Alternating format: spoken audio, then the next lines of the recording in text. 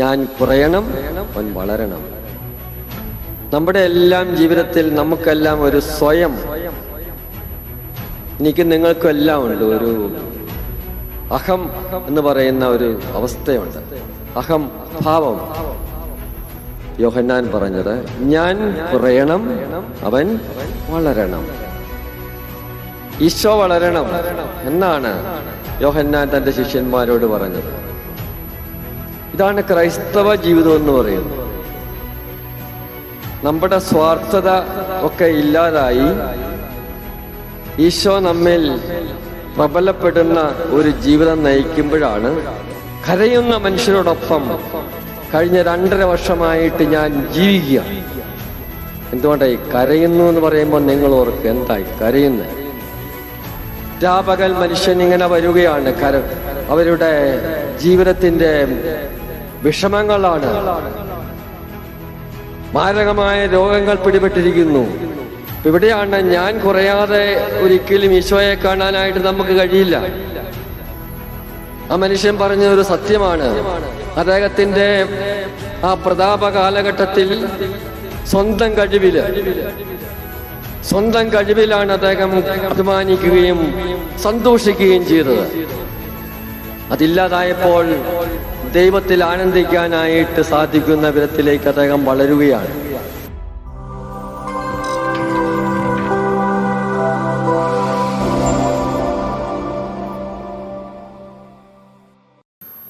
ഈശോമിശിഹായിൽ ഏറ്റവും പ്രിയ ബഹുമാനപ്പെട്ട നമ്മുടെ വികാരി മാണിയച്ച, പ്രിയ ബഹുമാനപ്പെട്ട അസിസ്റ്റന്റ് അച്ഛന്മാരെ, പ്രിയ ബഹുമാനപ്പെട്ട സിസ്റ്റേഴ്സ്, പ്രിയമുള്ള മാതാപിതാക്കന്മാരെ, സഹോദരി സഹോദരങ്ങളെ, നമ്മുടെ ഇടവകയിലെ തിരുനാളിൻ്റെ സമാപന ദിവസത്തേക്ക് നാം എത്തിയിരിക്കുകയാണ്. തിരുനാൾ മനോഹരമായി പരിസമാപിച്ചു എന്ന് ബഹുമാനപ്പെട്ട വികാരി അച്ഛൻ പറഞ്ഞു. എങ്ങനെയാണ് ഒരു തിരുനാള് ആചരിക്കേണ്ടത്? നമ്മുടെ ക്രൈസ്തവ പാരമ്പര്യത്തിൽ കുടമാളൂർ പോലുള്ള പുരാതനവും വിശുദ്ധമായ പാരമ്പര്യങ്ങൾ ഉറകൊള്ളുന്ന ദേശവുമാണ്. ഭാരതത്തിന്റെ പ്രഥമ വിശുദ്ധിക്ക് ജന്മം നേകിയ നാടാണ്. അതുകൊണ്ട് വിശുദ്ധമായ ഒരു പാരമ്പര്യം ഈ ദേശത്തിനുണ്ട്. ആ പാരമ്പര്യം അനുസരിച്ചാണ് നമ്മുടെ ദൈവാരാധനയും നമ്മുടെ ജീവിതവുമെല്ലാം. ഇന്ന് നാം വായിച്ചു കേട്ട വിശുദ്ധ സുവിശേഷത്തിൽ യോഹന്നാന്റെ ശിഷ്യന്മാര് യോഹന്നാനോട് പറയുന്ന ഒരു കാര്യമാണ്, നിന്നിൽ നിന്ന് മാമോദിസ സ്വീകരിച്ചവൻ അവിടെ മാമോദിസ നൽകുന്നു. ആളുകളെല്ലാം അവന്റെ അടുക്കിലേക്ക് പോകുകയാണ്. യോഹന്നാനിൽ നിന്ന് മാമോദിസ സ്വീകരിച്ചവൻ അവിടെ മാമോദിസ നൽകുന്നു. ആളുകളെല്ലാം അവന്റെ കൂടെ പോകുന്നു. യോഹന്നാന്റെ ശിഷ്യന്മാരെ സംബന്ധിച്ച് അത് ബുദ്ധിമുട്ട് സൃഷ്ടിച്ച ഒരു കാര്യമാണ്.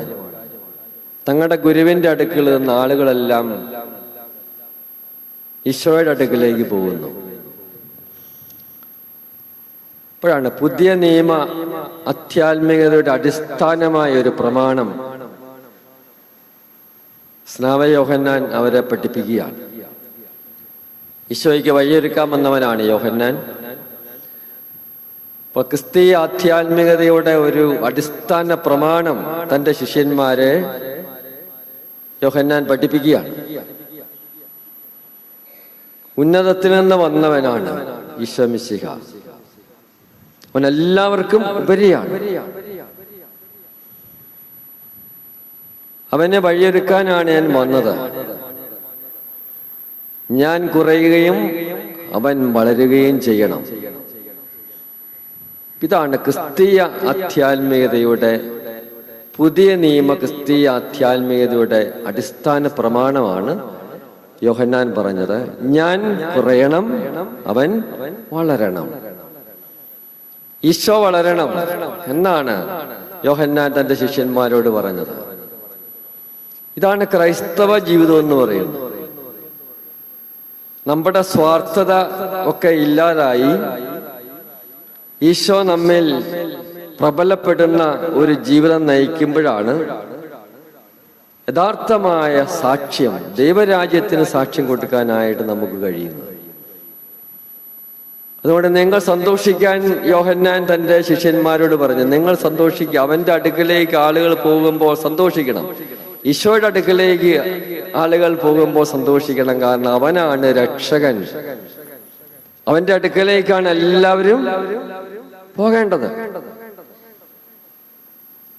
അവന്റെ മുമ്പാകെ പ്രത്യാഗമനത്തിൽ ഒരുമിച്ച് കൂട്ടപ്പെടേണ്ടവരാണ് എല്ലാ മനുഷ്യരും. അതുകൊണ്ട് എല്ലാവരെയും സ്വീകരിക്കാനും എല്ലാവർക്കും രക്ഷ നൽകാനും സാധിക്കുന്ന ഉന്നതത്തിൽ നിന്നുള്ള ഈശോ മിശിഹായെ സ്വീകരിക്കാൻ തന്റെ ശിഷ്യന്മാരോട് യോഹന്നാൻ പറയുകയാണ്. ഞാൻ കുറയണം, അവൻ വളരണം. നമ്മുടെ എല്ലാം ജീവിതത്തിൽ നമുക്കെല്ലാം ഒരു സ്വയം, എനിക്ക് നിങ്ങൾക്കും എല്ലാം ഉണ്ട്, ഒരു അഹം എന്ന് പറയുന്ന ഒരു അവസ്ഥയുണ്ട്. അഹം ഭാവം, ഞാൻ എന്നുള്ള ഒരു കാര്യങ്ങൾ, എൻ്റെ നിലപാട്, എൻ്റെ മനോഭാവങ്ങള്, എൻ്റെ ജീവിതക്രമങ്ങള്, എൻ്റെ ഇഷ്ടങ്ങള്, എൻ്റെ താല്പര്യങ്ങള്, ഇതൊക്കെ മാറ്റിവെക്കാൻ അത്ര എളുപ്പമുള്ള കാര്യമല്ല. അതെല്ലാം മുറുകെ പിടിക്കാൻ ഇഷ്ടപ്പെടുന്ന ഒരു സ്വാഭാവികമായ പ്രകൃതി മനുഷ്യന്റെ ജീവിതത്തിലുണ്ട്. ആ ജീവിതക്രമത്തോട് വിട പറഞ്ഞുകൊണ്ട് കർത്താവായ ഈശോ നൽകുന്ന ദർശനം ഉൾക്കൊള്ളാൻ കഴിയുമ്പോഴാണ് നമ്മുടെ ജീവിതത്തിന്റെ മഹത്വം എന്ന് പറയുന്നത്. അതാണ് യോഹന്നാൻ പഠിപ്പിക്കുന്നത്. യോഹന്നാൻ പറഞ്ഞു, ഞാൻ കുറയുമ്പോഴാണ് അവൻ വളരുന്നത്. അവിടെയാണ് എന്റെ മഹത്വം നിങ്ങൾ കാണേണ്ടത്. ഈശോയുടെ യഥാർത്ഥമായ ചിത്രം നമ്മിൽ കാണാൻ സാധിക്കുന്ന വിധത്തിൽ ജീവിക്കുക. ഇവിടെ വളർന്ന അൽഫോൻസാമയൊക്കെ അങ്ങനെ ജീവിച്ച വ്യക്തിയാണ്. മറ്റുള്ളവർക്ക് ഈശോയെ കാണാൻ പറ്റി അവരുടെ ജീവിതത്തിൽ. അവരുടെ സ്നേഹം, അവരുടെ സന്തോഷം, അവരുടെ ഐക്യം, അവരുടെ ഇടയിലെ നന്മ ചെയ്യാനുള്ള താല്പര്യം, ഇതെല്ലാം ആദിമ ക്രൈസ്തവ സമൂഹത്തിലും ഉണ്ടായിരുന്നു. അതുകൊണ്ട് മറ്റുള്ളവര് ക്രിസ്ത്യാനികളെ പറ്റി പറഞ്ഞു, ഈ ക്രിസ്ത്യാനികൾ നമ്മളെ പോലെ അല്ലല്ലോ, ഇവരത്ര സ്നേഹമുള്ളവരാണ്, ഇവരത്ര നന്മ ചെയ്യാൻ താല്പര്യമുള്ളവരാണ്. ഇതിന്റെ എല്ലാം കാരണം ഇവര് കർത്താവായ ഈശോയിൽ വിശ്വസിക്കുന്നവരാണ്, ലോകരക്ഷകനായ ഈശോ മിശിഹായിൽ വിശ്വസിക്കുന്നവരാണ്. അതുകൊണ്ടാണ് ഇതുപോലെ സ്നേഹിക്കാനും നന്മ ചെയ്യാനുമൊക്കെ ഇവർക്ക് കഴിയുന്നത്. ഈശോയിൽ ജീവിച്ചുകൊണ്ടാണ് നമ്മുടെ ജീവിതത്തിന്റെ മഹത്വം ലോകത്തിന് മുമ്പാകെ പ്രകാശിപ്പിക്കാൻ കഴിയുന്നത്. അതാണല്ലോ പരിശുദ്ധ അമ്മയും വിശുദ്ധാത്മാക്കളും ഇവിടെ ജനിച്ച വിശുദ്ധ അൽഫോൻസായും എല്ലാം നമ്മളെ പഠിപ്പിക്കുന്ന കാര്യം അതാണ്. ഈശോയിൽ ജീവിക്കുക. ഈശോയിലുള്ള ജീവിതമാണ് മാമോദിസായിലൂടെ നമ്മൾ ആരംഭിച്ചത്. മാമോദിസായിൽ ജലത്താലും അരൂപിയാലും വീണ്ടും ജനിച്ചവരാണ് നമ്മൾ. പിന്നീട് ദൈവത്തിന്റെ ആത്മാവ് നമ്മെ നയിക്കുകയാണ്. മിശിഹായുടെ ഭൗതിക ശരീരമായ സഭയിൽ ജീവിച്ചുകൊണ്ട് ഈശോ ഇന്നും നമ്മോടൊത്ത് വസിക്കുകയാണ്. അവൻ എന്നും യുഗാന്തം വരെ നമ്മുടെ കൂടെയുണ്ട്. അപ്പോൾ ഈ പരിശുദ്ധ കുർബാന നമ്മൾ അർപ്പിക്കുമ്പോൾ അന്ന് പെസഹ നാളിൽ അവൻ നൽകിയ കൽപ്പന അനുസരിച്ചാണ് ഈ കുർബാന അവന്റെ പ്രത്യാഗമനം വരെ നാം തുടരുകയാണ്. കർത്താവിന്റെ കൽപ്പന അനുസരിച്ച് വീണ്ടും അവൻ വരുന്നത് വരെ അവനോടൊത്ത് വസിക്കാൻ മിശിഹായുടെ സഭയിൽ പരിശുദ്ധ കുർബാനയിലൂടെ നിരന്തരമായിട്ട് അവൻ നമ്മെ പരിപാലിക്കുകയാണ്. അപ്പോൾ ഇവിടെയാണ് യഥാർത്ഥമായ രക്ഷ എന്ന് പറയുന്നത്. പരിശുദ്ധ കുർബാന അനുഭവം. പുരാതനമായി ദേവാലയത്തിൽ വന്ന് ബലിയർപ്പിച്ച് ദൈവത്തെ കണ്ടവരാണ് നമ്മുടെ പൂർവികരല്ല. നിങ്ങളും അങ്ങനെ കാണുന്നുണ്ട്, ഇവിടെ വന്ന് ഈശോയെ കാണുന്നുണ്ട്. ഈശോയെ കാണുകയാണ്. ഒരു മനുഷ്യൻ എൻ്റെ അടുത്ത് വന്ന് പറഞ്ഞു, അദ്ദേഹത്തിന് 55 വയസ്സുണ്ട് ഇപ്പോൾ. അദ്ദേഹം എന്നോട് പറഞ്ഞു, എൻ്റെ ഇടവപ്പള്ളി ഞാൻ പോയി കഴിഞ്ഞ 55 വർഷം, കുഞ്ഞനാൾ മുതൽ 55 വർഷം കുർബാന കണ്ടു. പക്ഷെ എനിക്ക് ഈശോയെ കാണാൻ പറ്റിയില്ല. എന്നാൽ കഴിഞ്ഞ ദിവസം ഞാൻ ദേവാലയത്തിൽ പോയി ബലിയർപ്പിച്ചു. അദ്ദേഹം ഒരു നല്ല കായിക താരമായിരുന്നു. സംസ്ഥാന തലത്തിലൊക്കെ ഒത്തിരി സമ്മാനങ്ങൾ നേടിയ വ്യക്തിയാണ്. അദ്ദേഹത്തിന്റെ കാല് മുറിച്ച് മാറ്റേണ്ടി വന്നു, രോഗം വന്നു. കാലിന്റെ ശക്തിയായിരുന്നു അദ്ദേഹത്തിന്റെ ഏറ്റവും അഭിമാനം. കാരണം തന്റെ കാലുകളിൽ ശക്തിയുണ്ട്, അതുകൊണ്ട് ഊടി സമ്മാനങ്ങൾ വാങ്ങി. അത് കാലിന്റെ ബലത്തിൽ അദ്ദേഹം നിന്നിരുന്നു. അദ്ദേഹം എന്നോട് പറഞ്ഞു, കാല് മുറിച്ച ശേഷം ആദ്യമായി ഞാൻ ദേവാലയത്തിൽ പോയി. എൻ്റെ ദേവാലയത്തിൽ ഇടവകയില് ഒറ്റക്കാലോടുകൂടി ഞാൻ പരിശുദ്ധ കുർബാന കണ്ടപ്പോൾ എനിക്ക് അന്ന് കുർബാനയിൽ എൻ്റെ ഈശോയെ ഞാൻ കണ്ടു. കഴിഞ്ഞ 55 വർഷമായിട്ട് ഞാൻ ദേവാലയത്തിൽ വന്ന് കൈകെട്ടി നിന്ന് കുർബാന കണ്ടവനാണ്. അന്നെല്ലാം എൻ്റെ അഭിമാനം എന്ന് പറയുന്നത് എൻ്റെ ശക്തിയിലായിരുന്നു. കായികമായിട്ട് എനിക്ക് ദൈവം നൽകിയ ശക്തി, ആ ശക്തിയുടെ ഒരു കാര്യമായി മാത്രം കാണുകയും ഞായറാഴ്ചകളിൽ കൽപ്പന പ്രകാരം പോയി കുർബാന അർപ്പിക്കുകയും ചെയ്തതല്ലാതെ ഈ കുർബാന എന്നെ സ്വാധീനിച്ചില്ല, ഈശോ എന്നെ സ്വാധീനിച്ചില്ല. പക്ഷെ ഇന്ന് എനിക്ക് മനസ്സിലായി, എൻ്റെ ഏറ്റവും വലിയ ശക്തിയായ എൻ്റെ കാല് നഷ്ടപ്പെട്ടപ്പോൾ എനിക്ക് ബോധ്യം വന്നു, കർത്താവ് എന്നെ നയിക്കുന്നു.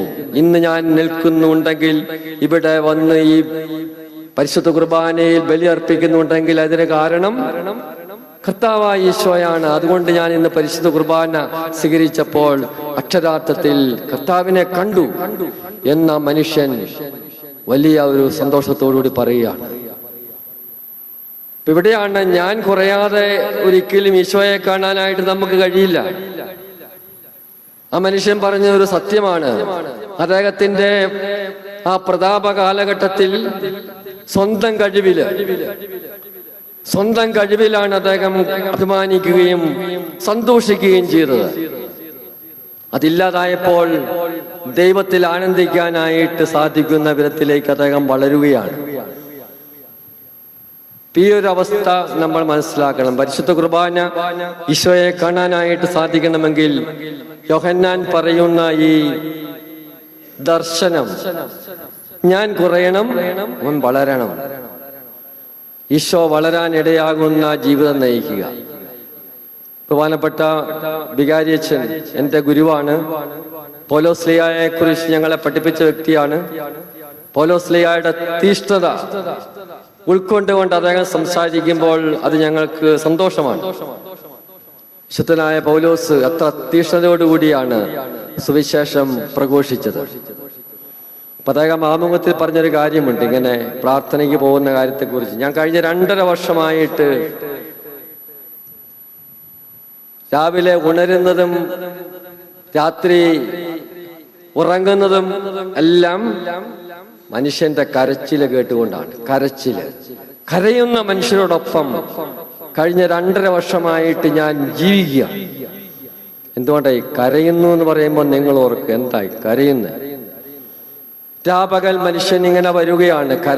അവരുടെ ജീവിതത്തിന്റെ വിഷമങ്ങളാണ്. മാരകമായ രോഗങ്ങൾ പിടിപെട്ടിരിക്കുന്നു. വൈദ്യശാസ്ത്രം കൈയൊഴിഞ്ഞിരിക്കുന്നു. ദൈവം മാത്രം വിചാരിച്ചാലേ ജീവിക്കൂ എന്ന് പറഞ്ഞ് പിതാവേ പ്രാർത്ഥിക്കണം എന്ന് പറഞ്ഞുകൊണ്ടാണ് ഈ മനുഷ്യര് വരുന്നത്. ഫോൺ എടുക്കുമ്പോൾ കേൾക്കുന്ന എന്താണ്? ഐസിയുയിലാണ് എൻ്റെ ഏറ്റവും പ്രിയപ്പെട്ട വ്യക്തി, വെന്റിലേറ്ററിലാണ്. പ്രാർത്ഥിക്കണം. എല്ലാം തകർന്നു ഹൃദയം മുറിയുന്ന മനുഷ്യന്റെ നിലവിളി ഇങ്ങനെ കേട്ടുകൊണ്ടിരിക്കുകയാണ്. ഒന്നും രണ്ടുമല്ല, ഇത് കാനഡയിൽ നിന്നും ഓസ്ട്രേലിയയിൽ നിന്നും UK-യിൽ നിന്നും ഒക്കെ മനുഷ്യൻ വിളിക്കുകയാണ്.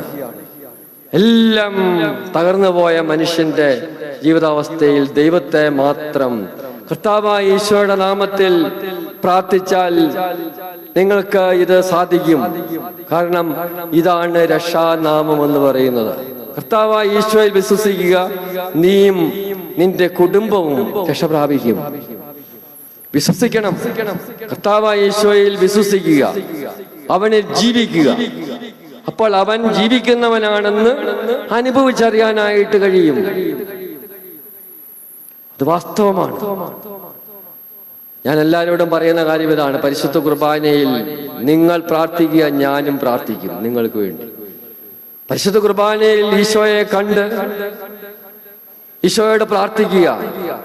തീർച്ചയായിട്ടും അവൻ നിങ്ങൾക്ക് കൃപ നൽകും. രോഗങ്ങളെല്ലാം സുഖപ്പെട്ടു എന്ന് വരില്ല, എന്നാൽ ആ രോഗാവസ്ഥയെ നേരിടാനുള്ള കൃപ ദൈവം തരും. അതുകൊണ്ടാണല്ലോ പൗലോസിന് അവന്റെ ഉദരത്തിലുണ്ടായിരുന്ന വലിയ വേദന, ഇത് മാറാൻ വേണ്ടി അവൻ 3 പ്രാവശ്യം ദൈവത്തോട് പ്രാർത്ഥിച്ചു. പക്ഷെ അത് മാറ്റിക്കൊടുത്തില്ല. ദൈവം അവനോട് പറഞ്ഞു, നിനക്കെന്റെ കൃപ മതി. അപ്പോൾ ഏതൊരു ജീവിത സാഹചര്യത്തെയും നേരിടാനായിട്ട് കഴിയും. മനുഷ്യർ ഇങ്ങനെ വിഷമിക്കുകയാണ്. 10 ലക്ഷത്തിൽ ഒരാൾക്ക് വരുന്ന രോഗം എനിക്ക് വന്നിരിക്കുകയാണ്. 10 ലക്ഷത്തിൽ ഒരാൾക്ക് വരുന്ന രോഗം വന്നിരിക്കുന്നു. എനിക്ക് ഇത് വരാനായിട്ട് ഞാൻ എന്ത് പാപം ചെയ്തു എന്നൊക്കെ മനുഷ്യനിങ്ങനെ ചോദിച്ചുകൊണ്ടിരിക്കുക. എന്റെ വീടും പറമ്പും എല്ലാം ജപ്തി ചെയ്യാൻ പോവാണോ? ഞാൻ എന്നും ഒന്നുമില്ലാത്തവനായിട്ട് പോവുകയാണ്.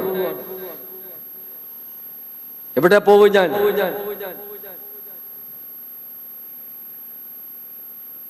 ഇതിങ്ങനെ മനുഷ്യന്റെ നിലവിളികൾ ഉയരുകയാണ്. ഇവിടെയാണ് നമ്മുടെ വിശ്വാസത്തിന്റെ ശക്തി നമുക്ക് ബോധ്യപ്പെടുത്താൻ സാധിക്കുന്നത്. പ്രിയപ്പെട്ടവരെ, കർത്താവായ ഈശോയിൽ വിശ്വസിക്കുക. ആ ഒരു വിശ്വാസത്തിൽ നമുക്ക് നമ്മുടെ കുടുംബങ്ങളെ ബലപ്പെടുത്താൻ പറ്റും, സഭയെ ബലപ്പെടുത്താൻ പറ്റും, നമ്മുടെ നാടിനെ പ്രകാശിപ്പിക്കാൻ പറ്റും. മറ്റൊന്നും കൂടെ നമുക്ക് സാധിക്കില്ല. കർത്താവായ ഈശോയിൽ വിശ്വസിക്കുക, അവനോടൊപ്പം ജീവിക്കുക. അതിന് ഏറ്റവും പ്രധാനമായ കാര്യം സ്നേഹത്തിലായിരിക്കുക എന്നുള്ളതാണ്. എല്ലാവരെയും ഈശോയിലേക്ക് നയിക്കാൻ കഴിയുന്ന സ്നേഹം, ആ സ്നേഹത്തിലൂടെ മാത്രമേ രക്ഷയുള്ളൂ എന്നാണ് സ്നേഹം തന്നെയായ ദൈവം നമ്മെ പഠിപ്പിച്ചത്. ദൈവം സ്നേഹമാകുന്നു. ഇതാണല്ലോ നമുക്ക് വെളിപ്പെട്ട് കിട്ടിയത് ഈശോ മിശിഹായിലൂടെ. പിതാവായ ദൈവം, നമ്മുടെ ദൈവം സ്നേഹം മാത്രമാണ് എന്ന് വെളിപ്പെടുത്തി പുത്രനായ ഈശോ മിശിഹ. സ്നേഹിക്കുന്നവന് മാത്രമേ ദൈവത്തെ അറിയാനായിട്ട് സാധിക്കുകയുള്ളൂ. സ്നേഹമില്ലാത്തവൻ ഒരിക്കലും ദൈവത്തെ അറിയാനായിട്ട് സാധ്യമല്ല. അപ്പൊ അങ്ങനെ സ്നേഹത്തിലൂടെ ദൈവത്തെ അറിയുക. കർത്താവ് നമ്മെ പഠിപ്പിക്കുന്ന പാഠം പ്രധാനമാണ്. ആരും നഷ്ടപ്പെടാതെ എല്ലാവരും രക്ഷ പ്രാപിക്കണമെന്ന് ആഗ്രഹിക്കുകയും അതിനുവേണ്ടി പ്രാർത്ഥിക്കുകയും ചെയ്യുക. പ്രിയപ്പെട്ടവരെ, ഒത്തിരി നമ്മൾ പ്രാർത്ഥിക്കണം, പരിഹാരം ചെയ്ത് പ്രാർത്ഥിക്കണം, ത്യാഗം ചെയ്ത് പ്രാർത്ഥിക്കണം. അപ്പോൾ മറ്റാർക്കെങ്കിലുമൊക്കെ വന്നിട്ടുള്ള കുറവുകൾ നമ്മുടെ പരിഹാര ബലി ദൈവം സ്വീകരിച്ച് നമ്മോട് കരുണ കാണിക്കും എന്നുള്ളത് വാസ്തവമാണ്. അതുകൊണ്ട് എല്ലാവർക്കും രക്ഷയുണ്ടാകണം. നമ്മുടെ വീട്ടിൽ ഒരാൾ പോലും രക്ഷ പ്രാപിക്കാൻ ഇടയാകാതിരിക്കണം. രക്ഷ പ്രാപിക്കാനായിട്ട് എല്ലാവർക്കും അവസരം ഉണ്ടാകണം. ആരെങ്കിലും കർത്താവിൽ നിന്ന് അകന്നു പോകുന്നെങ്കിൽ കൂടെ അവരെ നിർത്താനായിട്ട് സാധിക്കുന്ന ദൈവത്തിന്റെ സ്നേഹത്തിലേക്ക് പ്രവേശിക്കാനായിട്ട് നമുക്ക് കഴിയണം. അതിനെല്ലാം വേണ്ടി ദൈവസന്നിധിയിൽ നമുക്ക് പ്രാർത്ഥിക്കണം. അപ്പൊ ദൈവം നമ്മോടൊപ്പം ജീവിക്കും. കർത്താവായ ഈശോ ജീവിക്കുന്നവനാണെന്ന് അനുഭവിച്ചറിയാൻ നമുക്ക് കഴിയും. പത്രോസ് പറഞ്ഞതുപോലെ ഇവൻ ജീവനുള്ള ദൈവത്തിന്റെ പുത്രനായ മിശിഹായാണ്. ആ മിശിഹായിലാണ് നമ്മുടെ വിശ്വാസം. അങ്ങനെ ജീവിച്ച വ്യക്തിയാണ് പരിശുദ്ധ കന്യാമറിയം. ഈ കന്യാമറിയത്തിന്റെ തിരുനാളാണ് ഇവിടെ നിങ്ങൾ ഈ ദിവസങ്ങളിൽ ആചരിച്ചത്. അത് മനോഹരമായിട്ട് ഭക്തിപൂർവ്വം വിശ്വാസത്തിന്റെ തികവിൽ നിങ്ങൾ ഈ ഇടവകയിൽ അത് ആചരിച്ചുവെന്ന് ബഹുമാനപ്പെട്ട വികാരിച്ചൻ പറഞ്ഞപ്പോൾ എനിക്ക് സന്തോഷം തോന്നി. അതാണല്ലോ നമുക്ക് നൽകാൻ പറ്റുന്ന ഏറ്റവും ഒരു തിരുനാൾ. വിശ്വാസത്തിന്റെ ഉജ്ജ്വലമായ പ്രഘോഷണമായും ജീവിത നവീകരണത്തിന്റെ നല്ല അവസരമായിട്ടുമൊക്കെ അതിനെ സ്വീകരിച്ചുകൊണ്ട് കൂടുതൽ ദൈവികരായി തീരാൻ, സ്വർഗോന്മുഖമായിട്ട് ജീവിക്കാൻ നമുക്ക് ഒരു പ്രേരണയും ശക്തിയും ചൈതന്യവുമായിട്ട് ഈ തിരുനാൾ ആചരിച്ചു എന്നതിൽ സന്തോഷമുണ്ട്. എല്ലാവരോടും ദൈവത്തിന്റെ കൃപ പ്രാർത്ഥിച്ച് ദൈവം നമ്മെ എല്ലാവരെയും അനുഗ്രഹിക്കട്ടെ. പിതാവിൻ്റെയും പുത്രൻ്റെയും പരിശുദ്ധാത്മാവിൻ്റെയും നാമത്തിൽ ആമേൻ.